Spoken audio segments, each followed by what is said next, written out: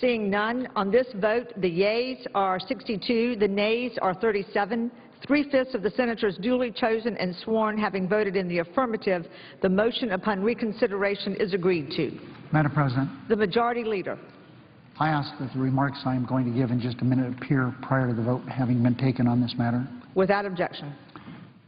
I'm really happy that the Senate is able to confirm the nomination of Maria Ponte, be ambassador to El Salvador. She's been waiting in the aisle too long. I'm so glad that she was able to renew. She will be able to renew her old job. She was really an exemplary nominee, of whom the Puerto Rican community and Hispanics in general can feel proud. She's an excellent ambassador. President Obama recently appointed her as an acting ambassador to El Salvador in 2010, and she served with distinction. That's why she was confirmed today. During her time as acting ambassador, Ms. Ponte was an outspoken advocate for American values and democracy and a staunch supporter of the United States private enterprise. She persuaded the government of El Salvador to deploy troops to Afghanistan. El Salvador is the first and only Latin American country to send military forces to join our NATO deployment. That says it all. And she reached an agreement with the Salvadorian government to open a new jointly funded electronic monitoring center to fight transnational crime. She has already proved her strengths and qualifications on the job. That's what she's already done. She has the support of the Congressional Hispanic Caucus and countless local and national Latino organizations around the country. They are very, very proud of her, as they should be. I'm proud of her. President Obama supported her, and to his credit, the Obama administration did a lot of heavy lifting to get her confirmed. White House staff worked diligently for the past month to round up every vote possible.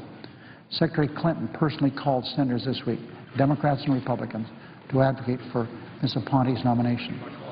I commend Senator Menendez for his tireless leadership on this issue. It's high time the United States has a Senate-confirmed ambassador to El Salvador, our ally.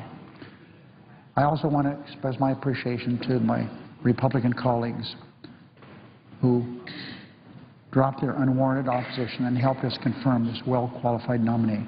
I'm sorry for her and the country that El Salvador has been without someone doing the advocacy for our country within El Salvador. That won't happen anymore. She will be able to go to work tomorrow. Madam President. The Senator from Oklahoma. Madam President, in a moment I want to ponder a unanimous consent request. And before I do, I'd like to say what it's on so that people will understand the time and the effort that's gone into getting legislation passed. And I'm referring now to what's the current bill number? 3268. Madam President, when John Glenn retired from this body, that left me as kind of the last active commercial pilot. Consequently, I end up getting a lot more of the complaints and problems within the FAA and the way cases, accusations are made and enforcement actions are taken. And I've gone to bat for a lot of these people, and I felt there's really a fairness problem. And it wasn't until I had an experience, a personal experience, that I realized the depth of the problem. It's very hard for people in this room to understand. If you have been, as I have been, a private pilot, commercial pilot, a flight instructor for 55 years, what it would mean to have that license taken away from you if that were merely at the whims of some enforcement officer in the field. I think all of us know.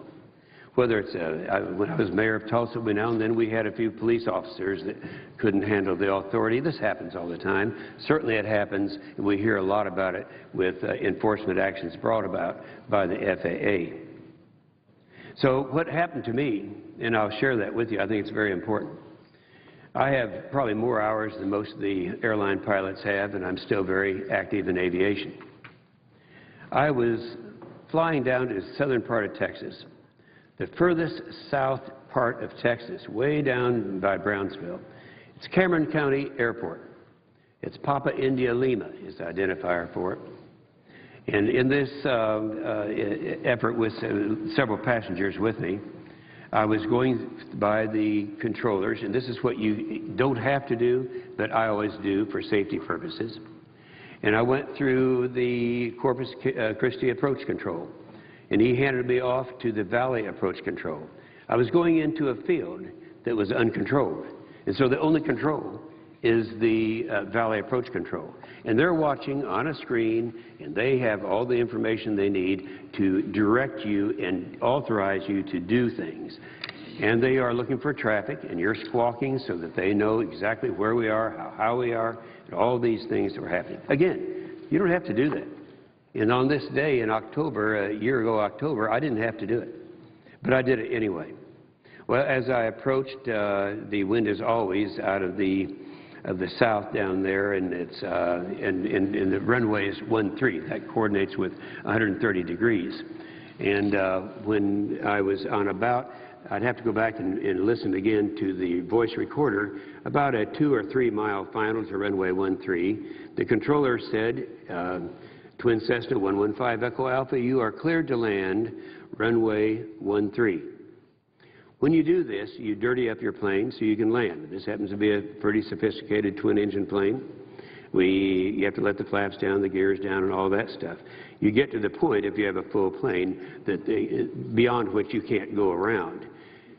When I came in to make a landing, I didn't see an X on the runway because it wasn't very prominent, but nonetheless there was one there. But there were some workers on the far east side of the runway. Now, this was an 8,000 or 9,000 foot runway. I only need 2,000, 3,000 feet. So I went over the workers and I landed. Well, immediately they said, well, they got upset that I landed.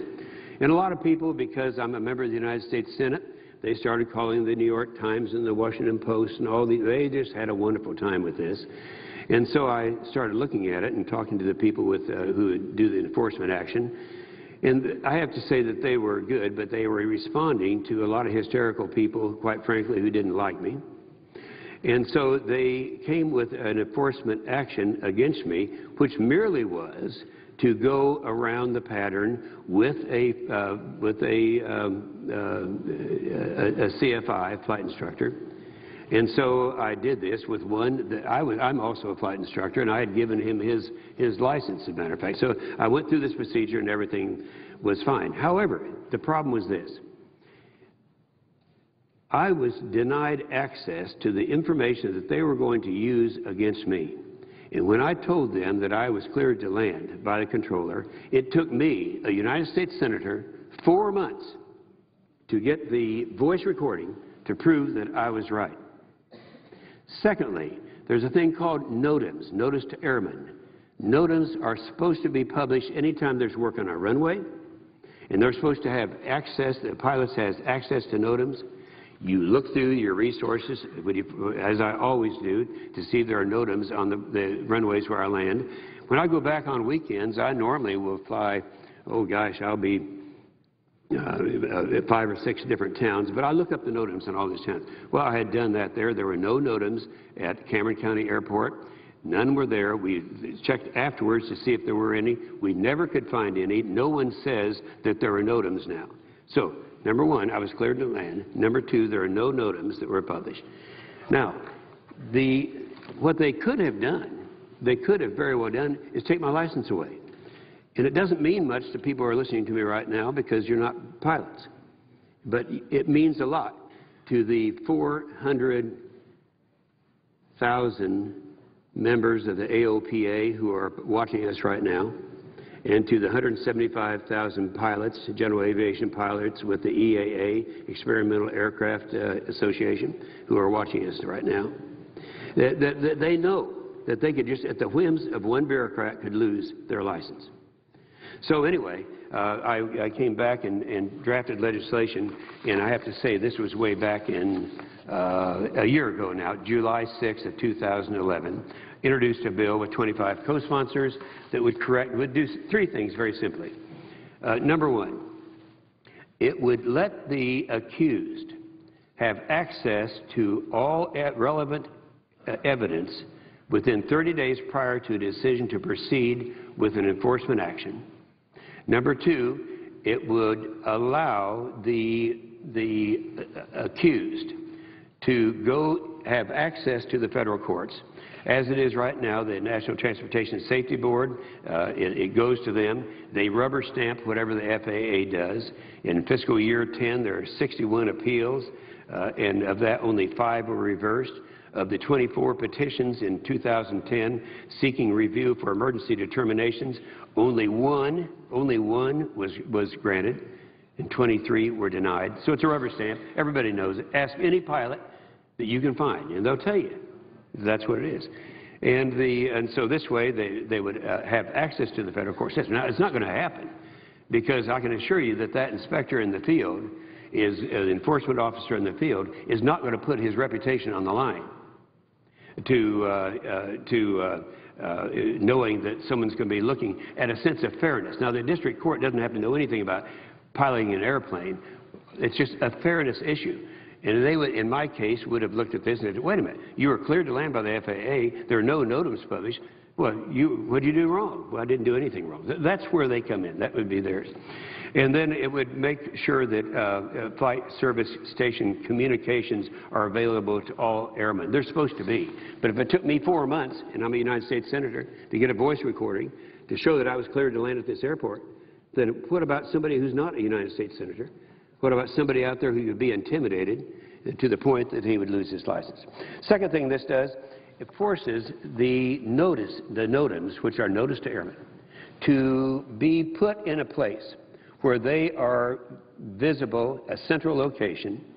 And the third thing it does, there is a problem. If you talk to the Aircraft Owners and Pilots Association, of all the problems that they get called to their attention, 28% of all the requests for assistance received by them relate to the medical certification process.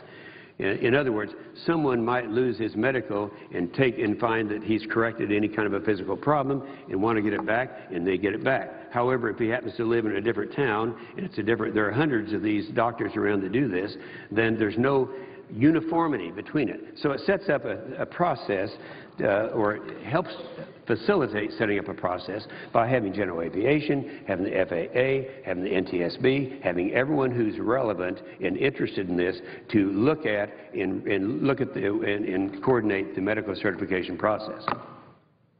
That's essentially it, Madam President. I'm prepared to go into a lot of detail. I know that I now have 66 co-sponsors in this body. I could have had a lot more. We quit after we got 2/3, and I think everyone knows that's normally what you do. And I do know that we may have one objection to this unanimous consent request. But I'm going to make it now as if in legislative session I ask unanimous consent that the Senate proceed to the immediate consideration of calendar number 422 S3268, that the bill be read a third time and passed, the motion to reconsider be laid upon the table, and that any statements relating to the bill appear at this point in the record. Is there objection? Madam President, Senator from West Virginia. Reserving the right to object, first of all, I know that this bill is very important to the senator who's offering it, and I understand that, and I respect the senator, and he's a good senator. But this really, my objection is not based so much on what he said, but it's based on the whole concept of public safety. This is about public safety. We should not have to worry that potentially unqualified pilots are in the air.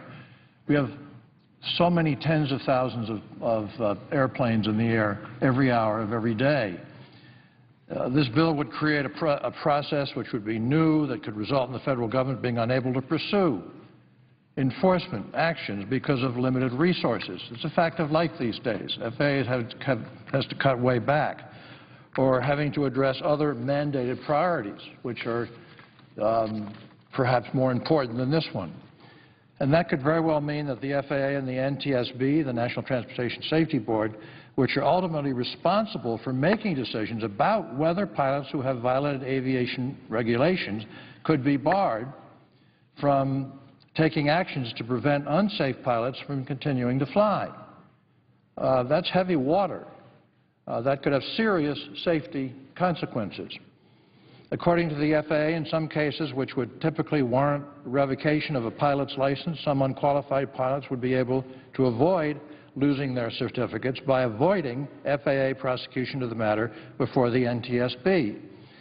This bill, in closing, would stand the FAA's enforcement structure on its head. And as a result, I do object. Objection is heard. Madam President, Senator from Oklahoma. let me just respond. This in no way has anything to do with safety, because we're talking, the first arbitrator is the FAA. That's not what this is about at all. And I think when we have had a chance to talk, as we have, to almost all the senators in this body, we've talked about the safety. We've bounced that off of many people. We had a hearing at Oshkosh about the safety. The air traffic controllers support me in this. They're the ones who are concerned with safety. So I would just say I don't agree with that argument, but I respect the senator from West Virginia. Senator from Texas. Madam President, I too object along with Senator Rockefeller. And let me say that I have been on the National Transportation Safety Board, and I know well the kinds of cases that are pilots' license revocations and the NTSB process for appeals of those. And I understand Senator Inhofe's explanation for what happened with him that is in somewhat of a disagreement with some of the reporting of that incident. And I think I certainly understand the senator from Oklahoma's long-time record of being a pilot, and I respect that very much. But I'm afraid that what he's not taking into consideration is most certainly a safety issue. We have tasked the FAA with air safety, and we have given them the responsibility for revoking pilots' licenses when there is a need to do that, in their opinion, whether it be for violation of landing on a runway that had an X, which pilots know means that runway cannot be used at that time. As happened with Senator Inhofe's case, he is saying that he had a clearance, but the X was there, and the FAA cited him for that and did not revoke his pilot's license at all, but yet he's coming forward with a bill that not only addresses some of his legitimate concerns, which I agree with, but also goes beyond that to say that when the FAA, with its expertise and its mission that is given to it by Congress to provide for safety, and revokes a private pilot's license or commercial pilot's license or aviation mechanic's license, that they would then not have to go through the appellate process with the National Transportation Safety Board, which is the appellate authority, which also has the expertise and the experience to know when a revocation would be questionable or if the FAA was right. They have the pilots, they have the expertise to make those decisions, and they then, after the NTSB appeal, have the right to go to federal court if they so choose. What Senator Inhofe's bill does is take away the NTSB portion of the appeals process. Now, let me say that I have offered to Senator Inhofe, because he knew that I objected to this bill, to do everything in his bill that he has addressed: the openness, the requirement that an enforcement action, that the FAA would grant the pilot all the relevant evidence in 30 days prior to a decision, that it would clarify the statutory deference as it relates to NTSB. NTSB is not a rubber stamp at all. I think they have been fair with their expertise. FAA has the responsibility for aviation safety. Requiring the FAA to undertake a Notice to Airmen improvement program, I think, is certainly legitimate. Making flight service station communications available to all airmen is a legitimate piece of this legislation. What I object to and have asked Senator Inhofe to let us work together to do is not to bypass NTSB, but to let the appellate process go forward, and then at the end, if there is still a feeling of unfairness on the part of the pilot, that they would have access to the federal courts. They can do that now. So I think that Senator Inhofe insisting on bypassing NTSB is holding up the good parts of his bill, because it is very important, in my opinion, that we keep the expertise for the safety in the skies where it is in the FAA, the NTSB, and then the federal courts if rights are violated. In 2011, the NTSB had 350 appeals cases for administrative law judges, and the number was similar in 2011. Cases are typically disposed of in 90 to 120 days, so there's not a long lag time in which the pilot doesn't have the access to his or her license. The NTSB held 62 appeals hearings in 2011, and 36 cases went to the full board. The breakdown of the cases was private pilots, 48%, mechanics, airline mechanics or aviation mechanics, 13%, commercial pilots, 6%, air carriers, 8%, and medical was 25%. Now, Madam President, Senator Rockefeller and I, as the relevant chairman and ranking on the Commerce Committee, have agreed to have a hearing on Senator Inhofe's bill so that this can be fully vetted. And most certainly I have, on many occasions, offered to work with Senator Inhofe to get the notification requirements, the openness requirements, every part of his bill that would require reforms of the process for fairness to the pilots, I would agree with and work to help him pass. But taking out the NTSB and going directly to federal courts, I think is not necessary, and I think it will hurt aviation safety.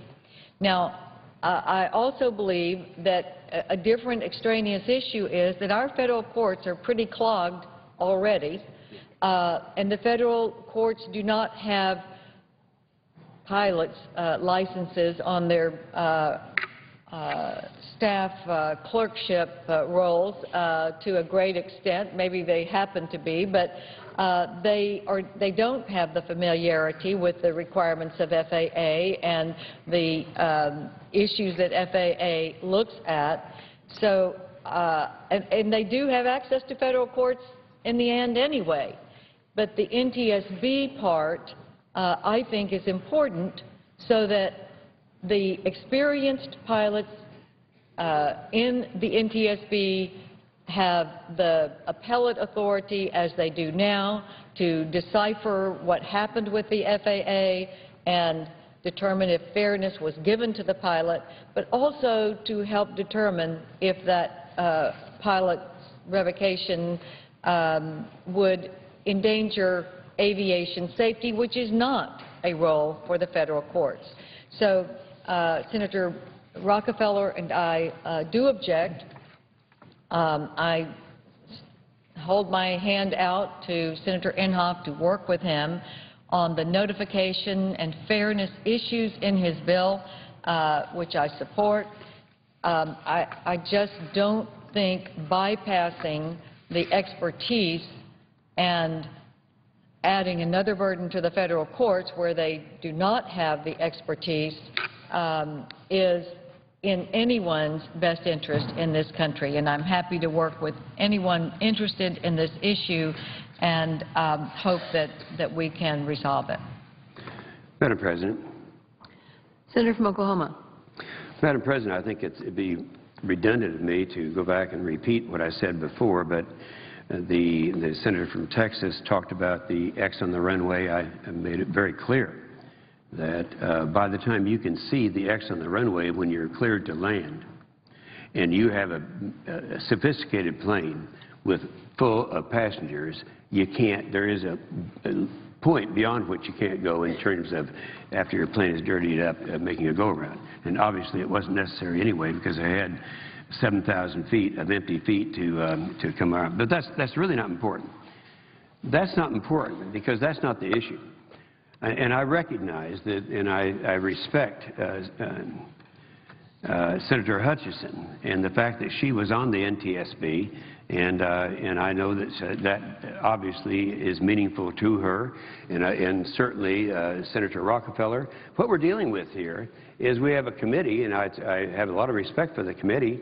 Senator Rockefeller is the chairman, Senator Hutchison is a ranking member, and this committee is the Committee of Jurisdiction. Now, what did I do?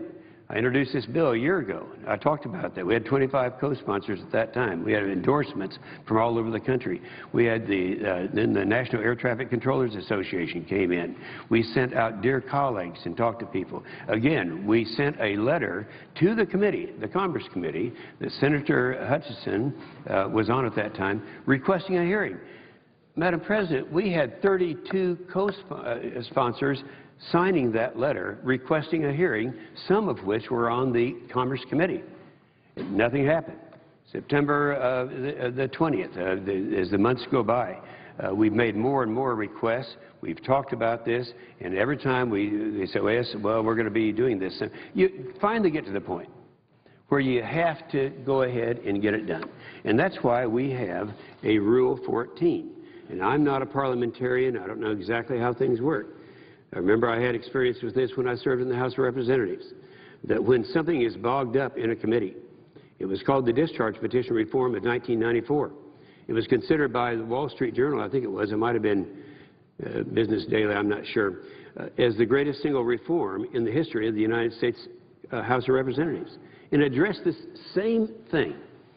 It was a way of bottling up bills in committees so they could never have hearings and never be able to get on the floor for a vote.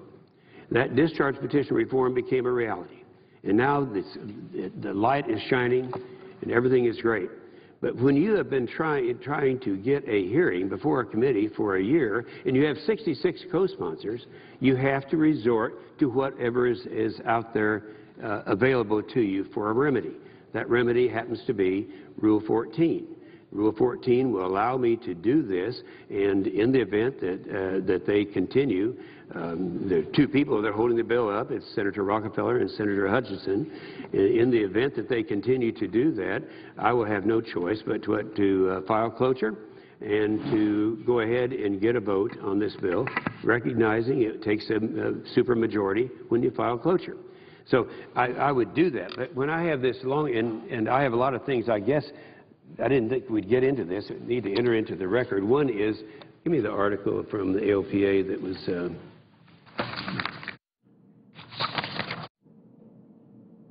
okay, that's by John Yodis, isn't it?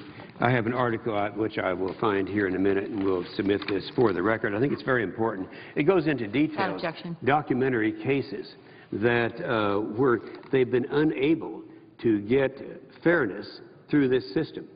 Now, how many cases would ultimately go to the district court? I think very few. The idea that there's going to be an opportunity for a pilot to take what he's accused of to the district court to see in a sense of fairness has nothing to do with how many pilots are sitting on that district court. It's a sense of fairness. And that's what they deal with. The courts, in the court system, the district court system, these people don't have expertise in all these areas, but they can look at fairness. And I can tell you, in my case, if they had looked at that and said, wait a minute, the FAA cleared him to land and there are no NOTAMs published, there's nothing wrong. He didn't do anything wrong. And so that's the reason it finally gets to that point. And I've been very patient. I waited a whole year for this. And finally, I've come to the point where I've just flat given up. And so I decided that we're going to have to go ahead and do it this way, because it's clearly the will of the Senate to pass this legislation. So with that, I do have some things I want to put into the record. I have, first of all, the sequence of events, the request that we've made of the Commerce Committee to hear this legislation. I have an article. It was in Pilots magazine by John Yodis, who's considered to be the single foremost legal authority in these areas. And I'd like to have that. If the print were a little larger, I would read some of this. But it talks about the decisions of the current NTSB cause us to question its fairness and impartiality in pilot appeals. And he talks about all the notices that have gone out and the problems that they've had with this. Well, it's a sense of fairness. And, you know, without objection, sir. Without objection. Of the 400,000 pilots that are interested in this today, well, actually well over that, just those who are involved in this process right now. They have had documented cases where the fairness is not there. This would offer fairness, and that's all we're asking, just to be treated fair like every other citizen in the United States. I'll yield the floor. Mr. President, let me Senator from Texas. say that on the point of the hearing, Senator Rockefeller and I have agreed, certainly with Senator Inhofe, to hold a hearing, which we notified Senator Inhofe that we would, and I would expect it to be next month for the hearing schedule. And I just hope that we can pass a good part of his bill, which I'd like to work with him on. But I think that the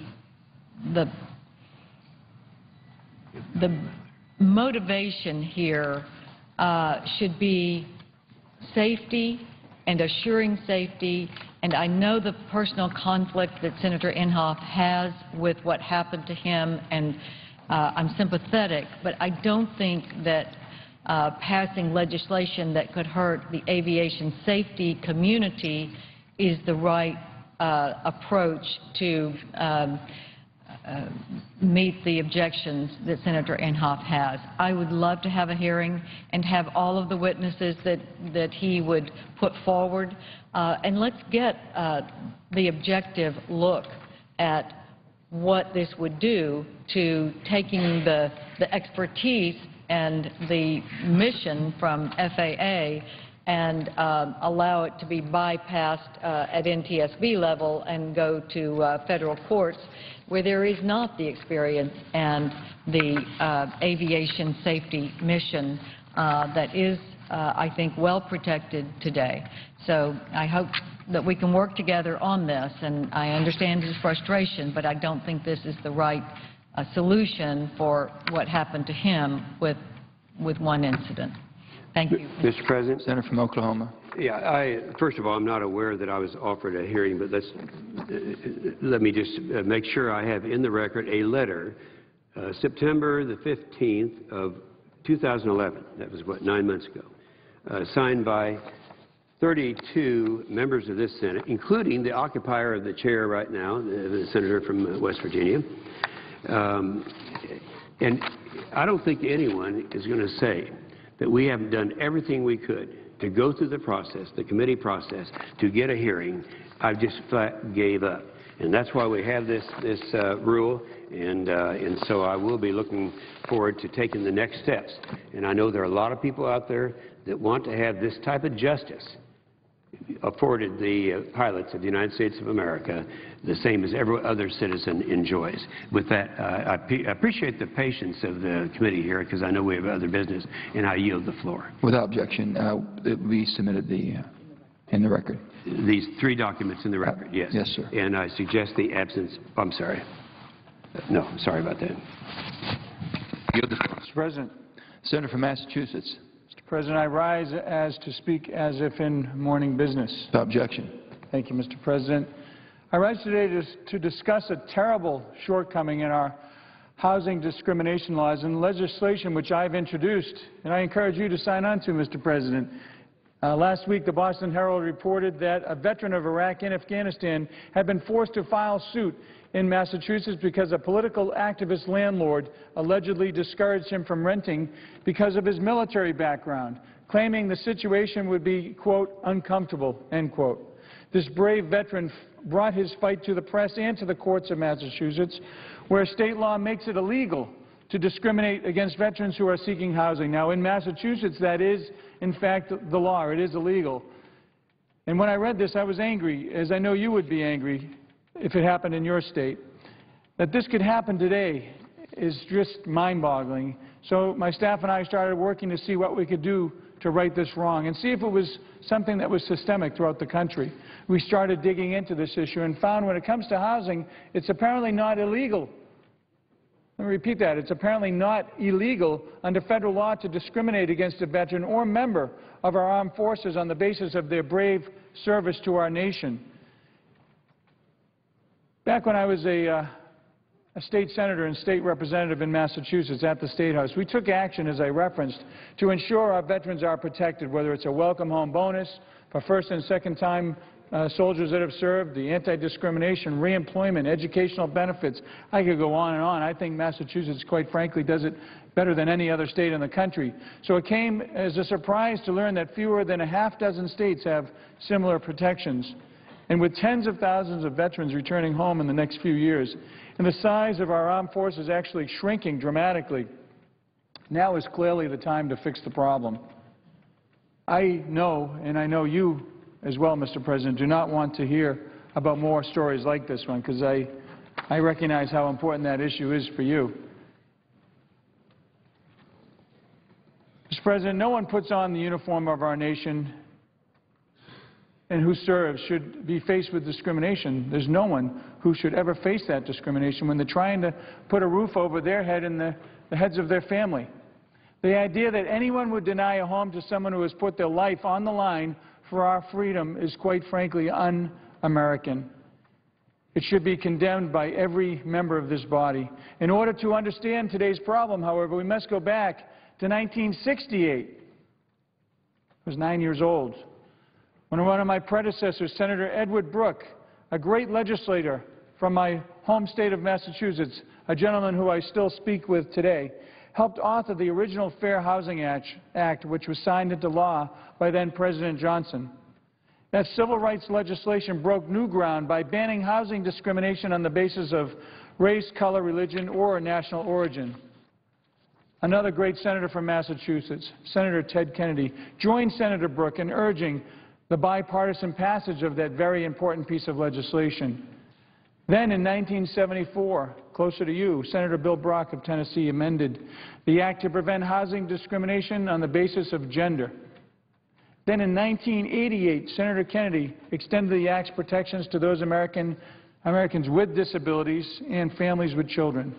Both of these expansions, Mr. President, received broad bipartisan support and were actually signed into law.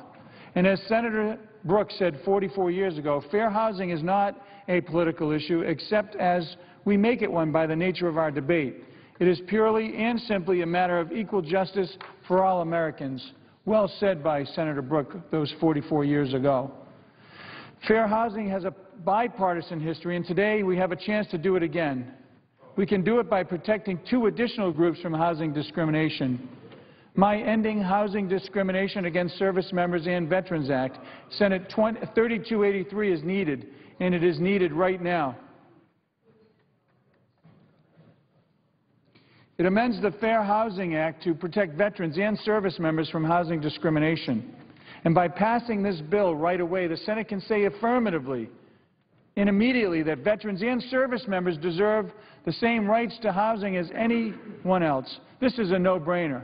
The Commander-in-Chief of the Veterans of Foreign Wars of the United States has endorsed my bill as referenced, if people are looking on, saying Senator Brown's work to protect service members and veterans from housing discrimination is very positive. It is unconscionable that members of our military and veterans should fear not being able to rent or buy a home because of their status as a veteran.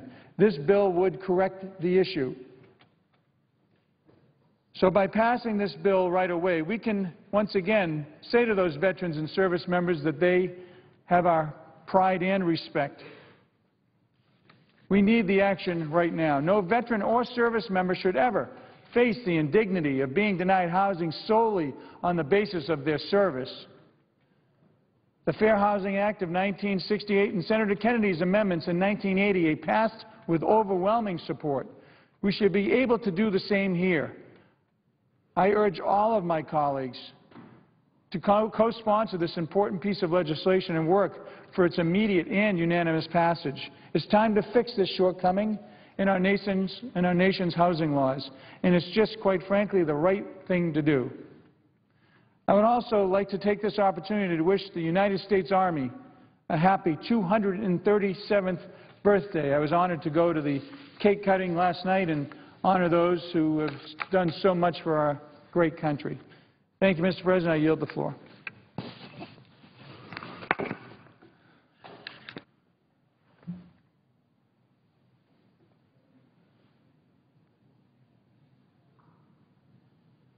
Mr. President. Senator from Massachusetts.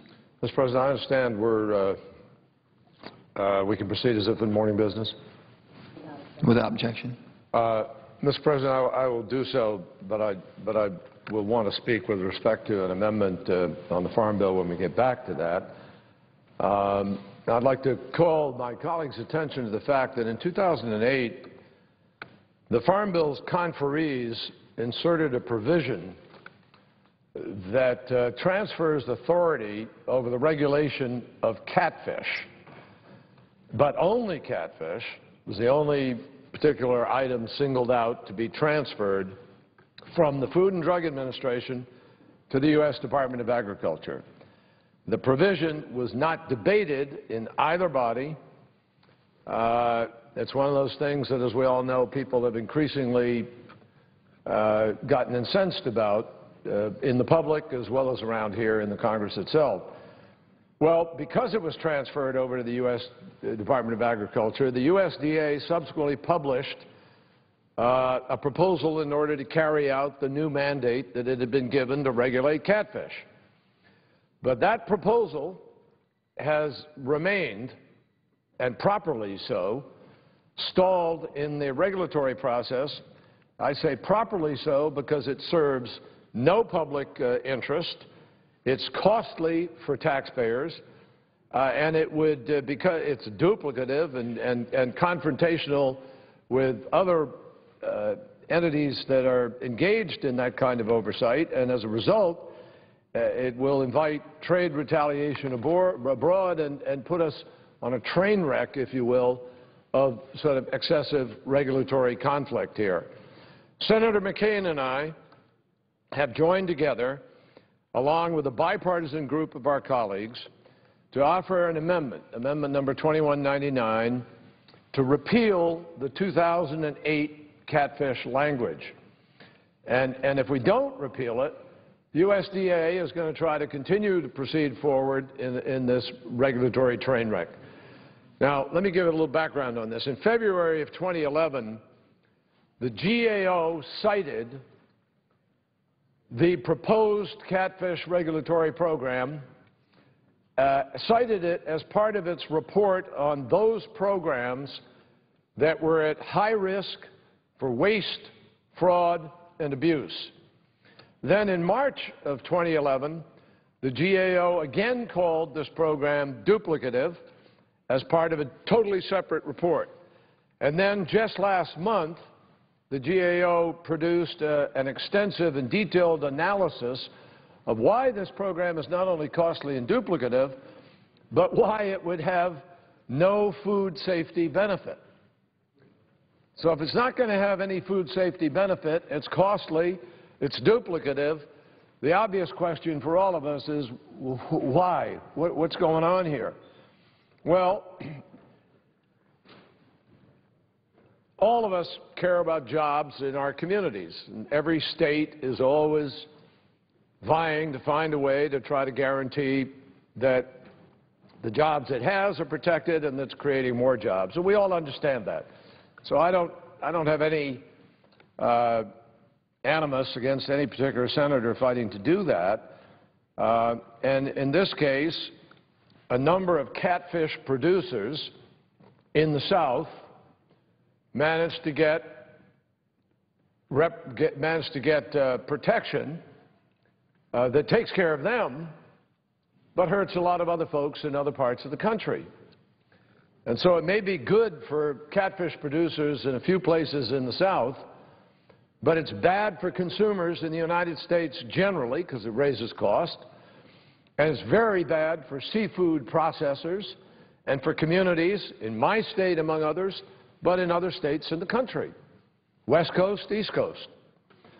There are employers in my state who would like to process and distribute products that come from various other places, including abroad. And they ought to be able to do so in a free market, in an open market that's not protected and chopped up and diced and sliced in order to protect people inappropriately. Playing protectionist games with the rules and regulations and agencies is bad public policy. It's bad economic policy, particularly. And it is an invitation, Mr. President, to our trading partners to do the same thing. And when they do it, we complain about it, and rightfully. As Chairman Baucus has pointed out, Chairman of the Finance Committee has said, U.S. agricultural products, including safe, high-quality Montana beef, face unscientific trade restrictions in many important markets. If we expect other countries to follow the rules and drop these restrictions, it's critical that we play by the rules and not block imports for arbitrary and unscientific reasons. That is exactly what we are trying to undo with the amendment that Senator McCain and I are bringing to the Farm Bill. The only reason that this bad idea has not yet, that was codified in 2008, has not yet become an active program is that, get this, Mr. President, that the bill did not define the word catfish. So as a result, for the last 4 years, lawyers, lobbyists, public relations firms, foreign governments, legislators, and multiple cabinet officials have engaged in a definitional debate over what qualifies a fish to be called a catfish, and subsequently fall into this new regime. Well, it turns out that whether a fish is or is not a catfish is something that experts can actually debate for hours, believe it or not.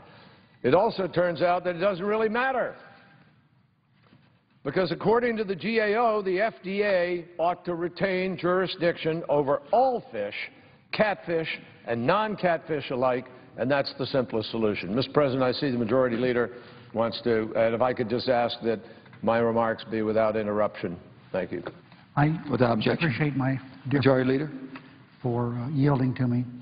I yield back all post-cloture time on the nomination of Marie Carmen Aponte.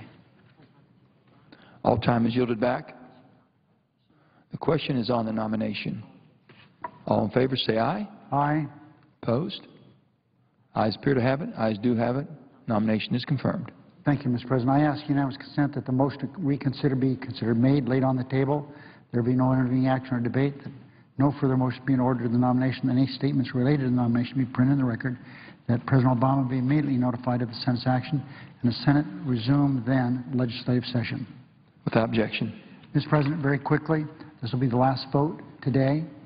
It appears we'll have no vote tomorrow, but Senator Stabenow and Senator Roberts are working very diligently to come up with an agreement on the Farm Bill.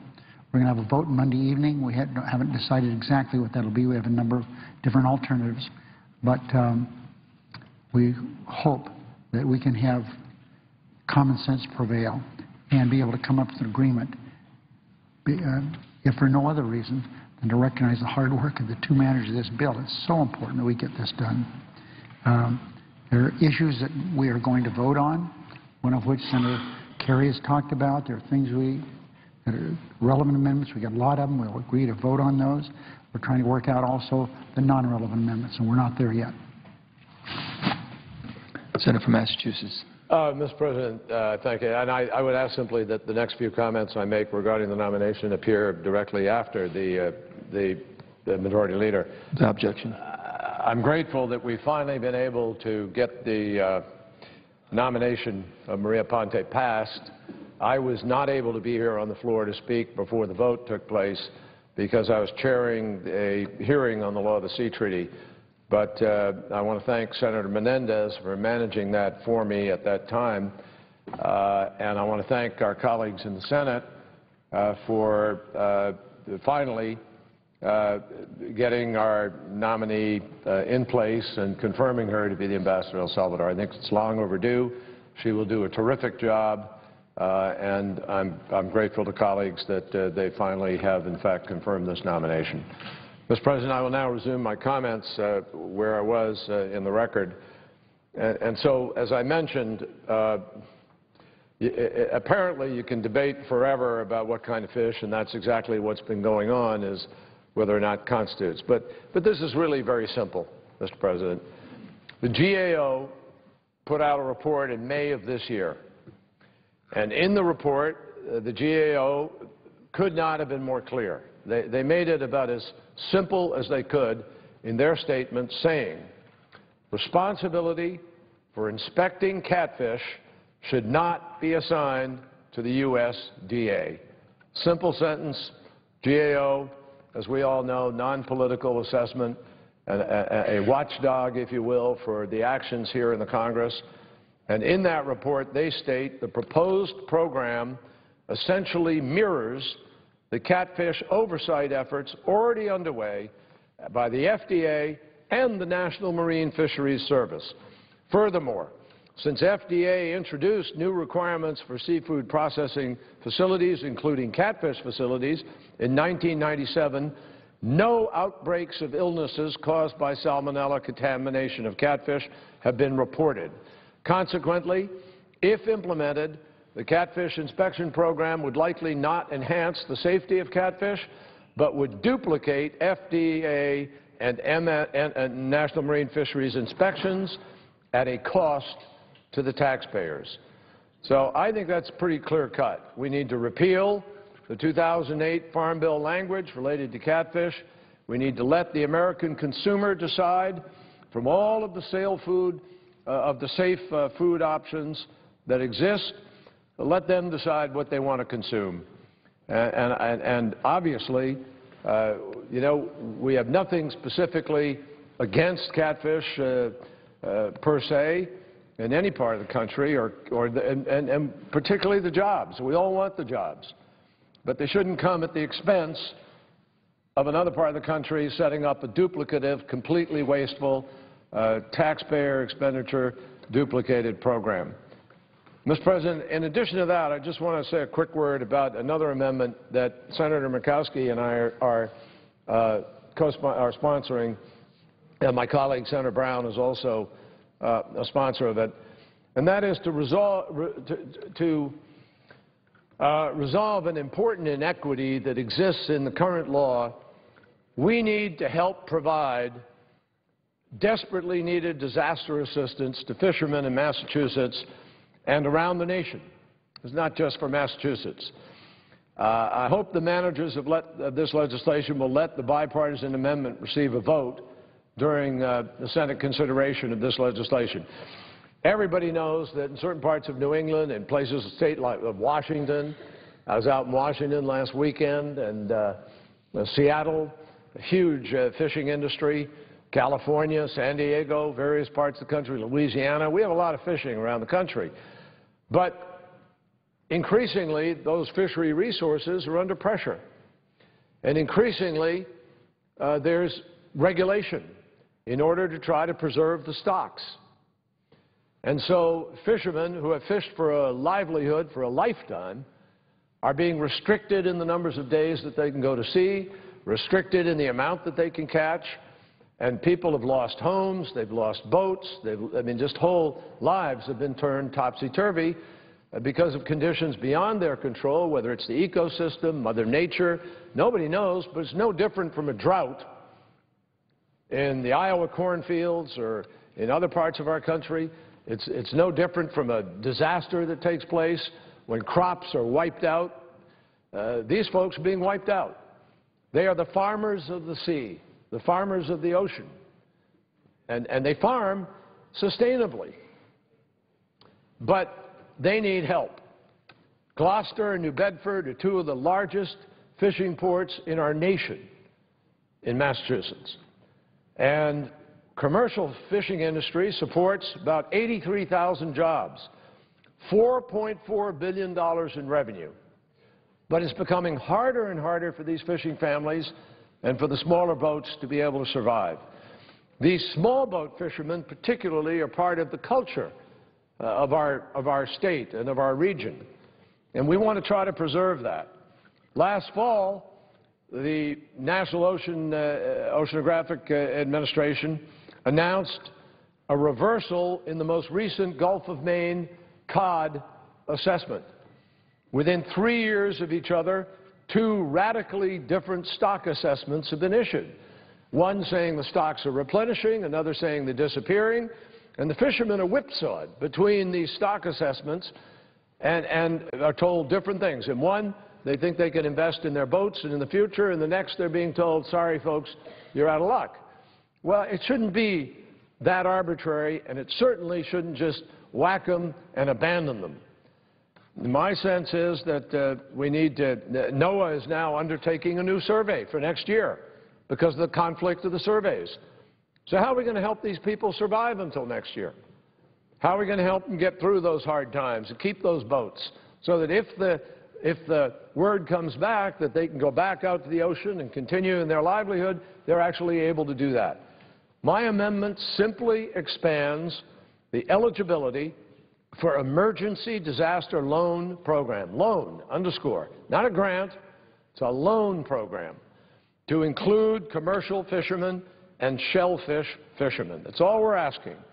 It would allow fishermen to be eligible for a low-interest emergency disaster loan available through the Department of Agriculture's Farm Service Agency.